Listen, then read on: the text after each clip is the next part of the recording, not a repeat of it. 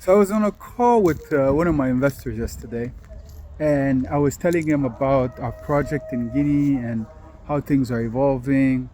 And we're talking about politics and talk about business, talk about family. Very inspirational guy who, in our first project, he was our first investor. He believed in us from the beginning. A good friend from a long time, but that really wasn't just an investor, but also a peer mentor, someone who believed in me when things were very, very difficult. Because when we launched the first investment in Guinea, it happened at a time where I had also just had a surgery. I was working on building a good team.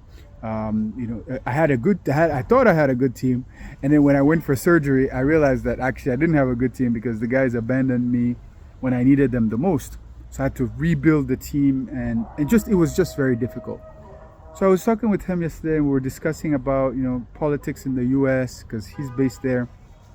And at some point, I told him about another investor that I have, and the conversation I was having with that investor.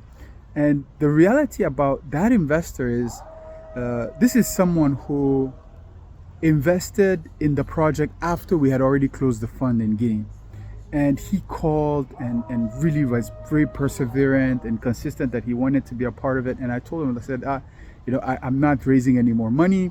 I want to focus on the ones that we already have started, and really, like, I'm not looking for money. And he's like, no, I really want to invest. And it made me think, if I've been able to build something that actually inspires someone to want to be a part of it, like there must be something here. So I decided to let him in, and he invested $3,000, and we started, and it has become such a great friendship. And we also have calls, and where I'm always inspired. We talk of God, we talk of life, we talk of marriage, we talk of family, and I'm very blessed to have him as part of my life. And we're looking at also opportunities in Nigeria, as to what can be done there in the future. So the thing that happened that was really interesting was that when he made the investment, he made a $3,000 investment. I received in my account $300,000. And that $300,000 was an error in the bank. The bank had installed a new system where every amount there was a 2220 added. I think it's because of the Nigerian currency or something. And so that error led them to send me $300,000 rather than 3,000. And when I received, I thought it was an error. Like, I looked at the amount, I was like, I can't even touch this. I waited the next day, right? The next day I looked at the account, it was again the same amount. And this was billions in Guinean francs. And then I thought, like, how? And there was a part of me, I have to be honest, there was a part of me that was like, take out the money, right? Take his investment, but also you can buy a tractor, you can invest in more projects, you can do so much things. You can even take a break and a vacation. But I couldn't.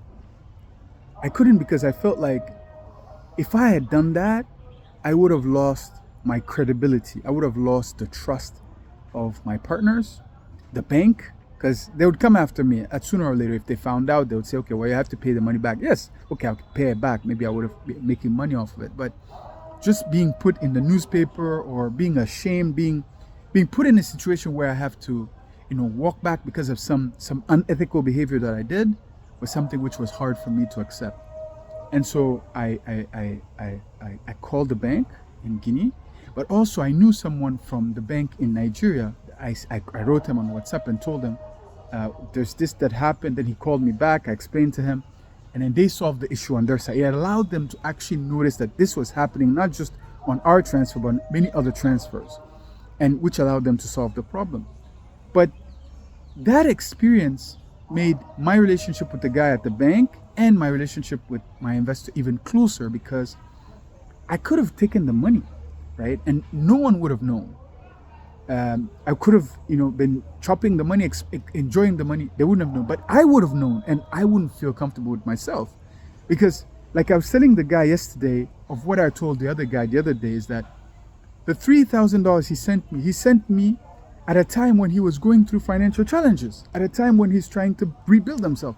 And so he took such a risk on me, a small amount, smaller than what this other one has invested, but with so much sacrifice, that if I lose his money, my children will pay for it.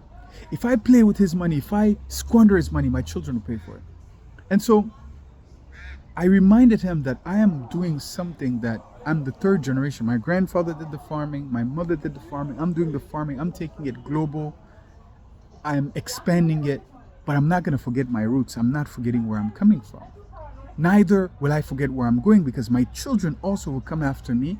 And if I cheat, steal, lie, and exploit people now, my children will pay the price. And so this is to tell you that you may think you're losing money by doing the right thing, but in fact, you're gaining trust. And trust over time is worth more than money. Right now, you may be thinking that it's going to be easier to cheat, lie, and steal to get ahead. But when you get caught, you'll be thrown so far back that you won't be able to catch up. And so I advise you, keep patience, build slowly, and do it the right way.